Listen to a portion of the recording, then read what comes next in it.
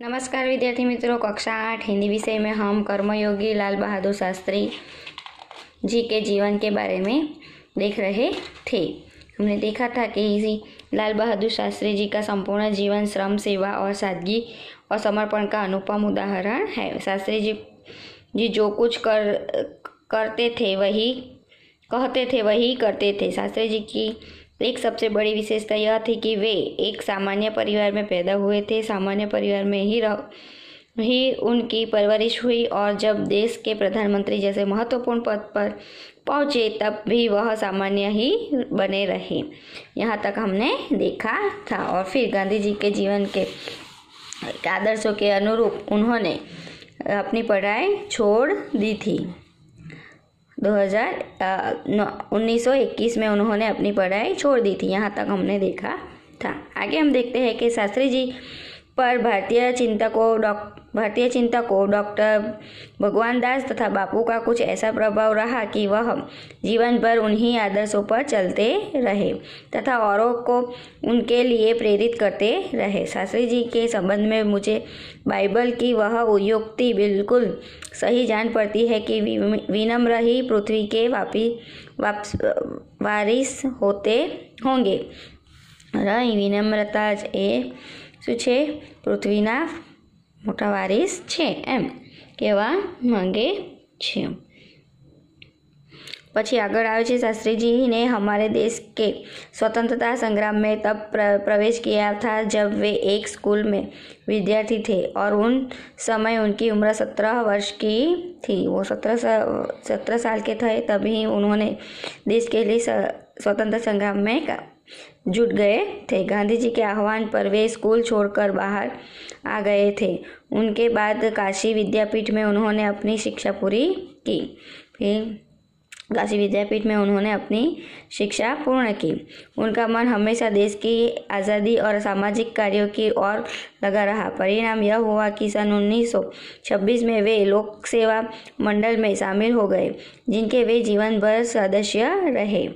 1926 में वह लोक सेवा मंडल में शामिल हो गए और जीवन भर वहीं कार्य करते रहे। इसमें शामिल होने के बाद से शास्त्री जी ने गांधी जी के विचारों के अनुरूप अछूतोद्वार के काम में अपने आप को लगाया।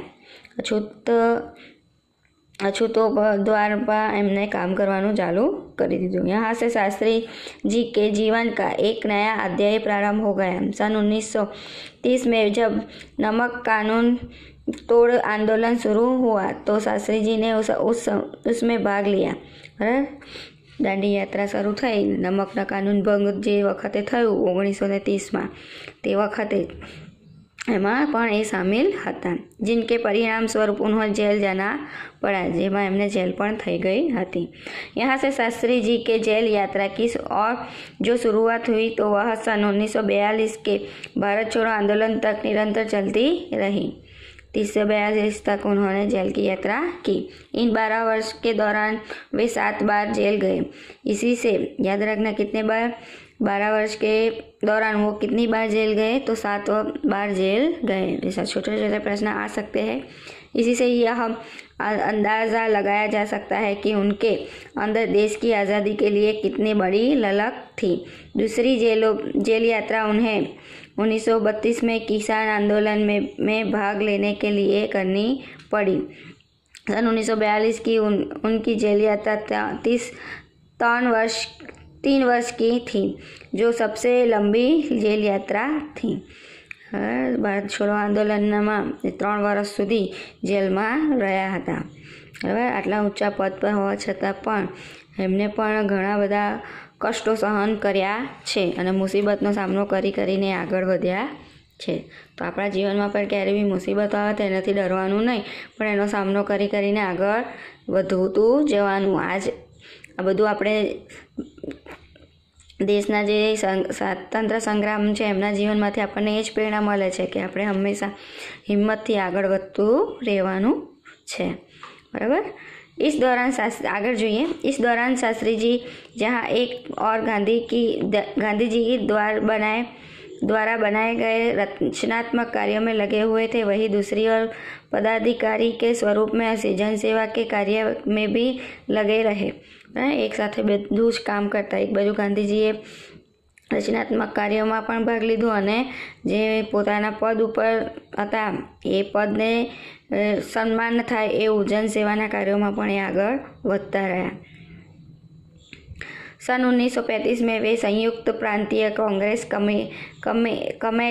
कमेटी के सचिव बनाए गए। इस पद पर वे 1938 तक रहे। किसानों के प्रति उनके मन में विशेष लगाव था, इसलिए उन्होंने 1926 में किसानों की दशा का अध्ययन करने वाली एक कमेटी का अध्यक्ष बनाया गया। पूरी लगन के साथ काम करके उन्होंने अपनी रिपोर्ट प्रस्तुत की, जिनमें जमींदारी उन्मूलन पर विशेष जोर दिया था। उन्होंने किसानों के प्रति को बहुत ही लगाव था और उनके लिए उन्होंने कार्य भी किया। ठीक है, आज के लिए हम इतना ही। अगले वीडियो में हम पाठ के अंत तक जाएंगे। अगले वीडियो में देखेंगे आगे। Thank you.